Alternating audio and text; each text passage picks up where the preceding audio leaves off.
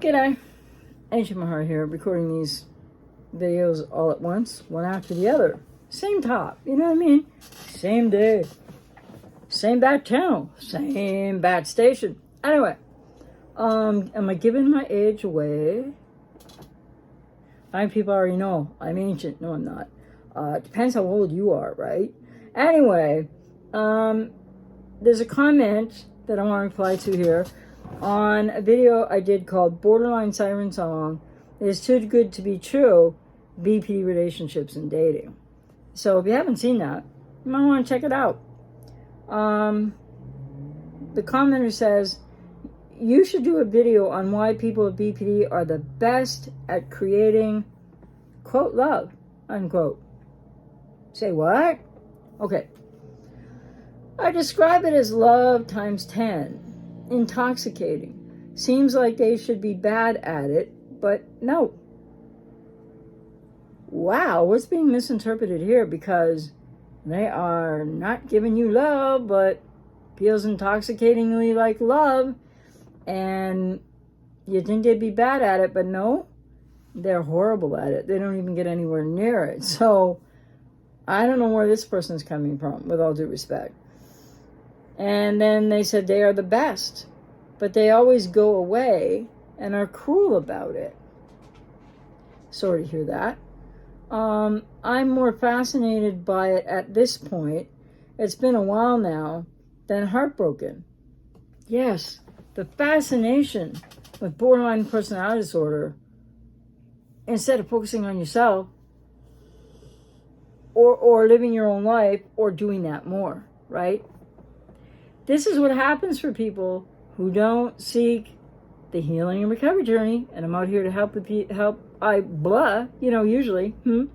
I am out here to help you if I resonate with you. Whether I can say it or not, I can do it. Okay? So anyway, if you want me to, right? So, I should do a video on why people with BPD are the best at creating. And they put love in quotes. And then I describe it as love times 10, intoxicating. But see, that's not describing love. That's describing the unhealthy bond. That's describing, the idealization phase that begins this kind of like intoxicating experience of it feels so good, which is what I was talking about in the Borderline Siren Song. Way too good to be true. And then the person says, it's like, again, I'm just reiterating, right? Seems like they should be really bad at it, right? Creating love. But no. Well, yeah. They are really bad at creating love. Because, most people with BPD are not even trying on purpose, consciously, to create this big illusion for you of like fantasy, I'm fantastic, and you're just, no. They're living out of, and they're trying to survive out of, and their defense mechanisms, and I'm not justifying it, but they're trying to just connect.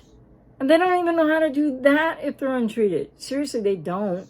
And so they'll try really hard with a lot of things, and they're idealizing you, and they're mirroring you, and that's what's so intoxicating, in part, is when you're just told that you're endlessly fabulous for anything and everything about you.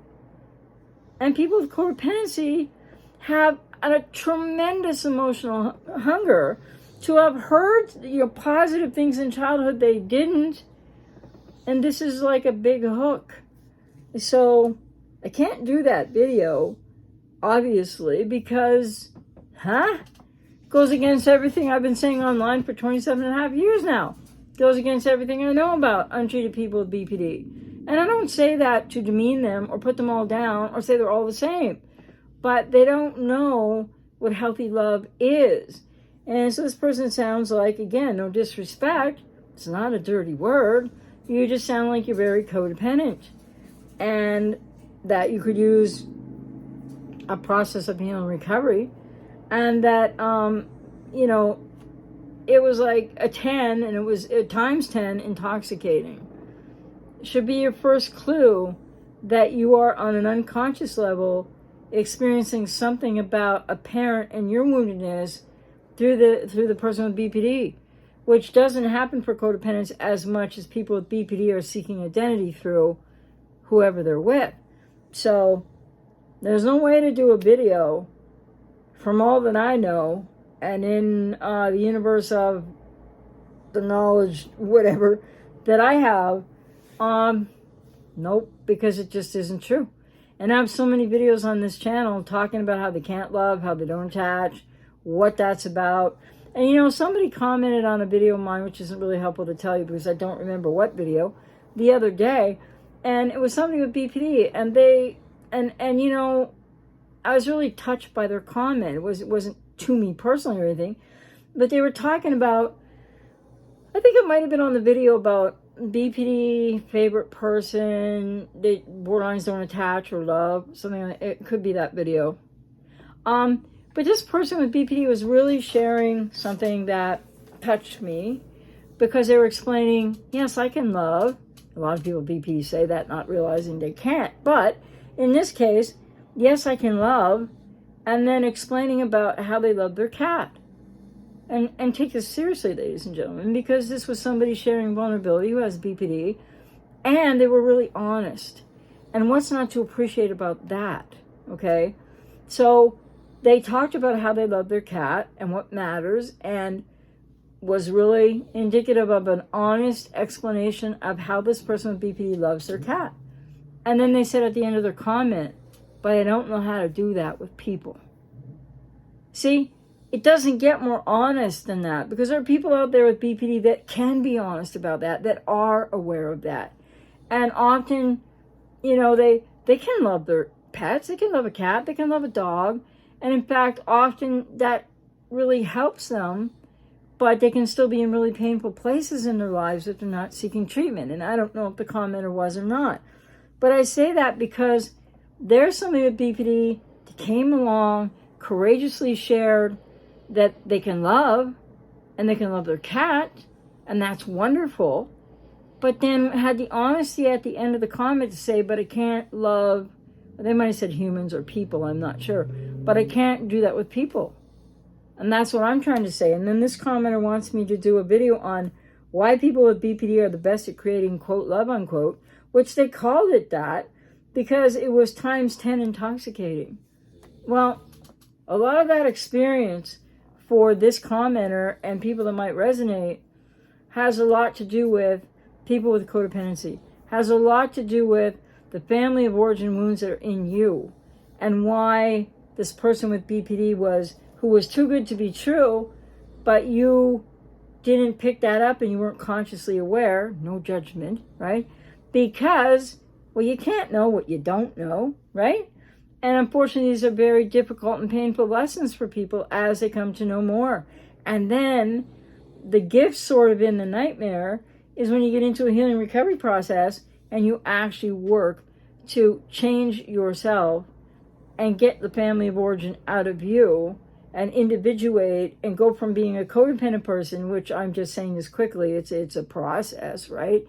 It's painful, but it's rewarding. And then you go from a codependent person to an independent person. And that makes all the difference in the world. So when I work with people, the process includes, you know, it's shadow work, it's self-integration as well. It's got a lot of moving pieces to it. But the bottom line is, there's no way that I could sit here and make a video about how people with untreated BPD love. You know, and I'll just say it. I get criticized, I get whatever out there, I don't care. But I know this from the inside out because I got labeled with BPD. Never diagnosed, but I had some of those issues, but I didn't have all the traits for sure. Like I said, I had what Dr. Fox calls pure BPD, which is only about 3% of people diagnosed with it. I wasn't diagnosed, I was labeled. But I have some of that internal experience from years ago before, you know, I went through a lot of years of therapy and I healed and recovered. But it was more from my family of origin and not so much, quote, the BPD, because I really wasn't diagnosed with it, labeled with it. It was kind of like some of the issues I had, definitely there were, quote, BPD traits, maybe 3 or 4. But I don't think there were probably, 5, 6, 7, 8, 9. No way. I was too atypical. But from some of that experience inside, when you don't know who you are, which I did have that issue going on when I was younger. I know who I am now. I have for years. But when you don't know who you are and you don't like yourself because it's impossible without a self, then there's no way that you're going to be able to love anybody else. And I know it sounds so trite, right? If you don't love yourself, you can't love others. It's true, though. If you can't accept yourself, you're not going to accept others. How many people in relationships, even if it's not with a cluster B, somebody starts banging their fingers on the table or something, and somebody's like, oh, yeah, and they just go like, quote, mental about that. You got to stop that. It's driving me crazy. Well, it's attached to something, right? And then when people really don't like other people, whether they have BP or codependency or other issues, that comes again from self-loathing or shame, core shame wounds.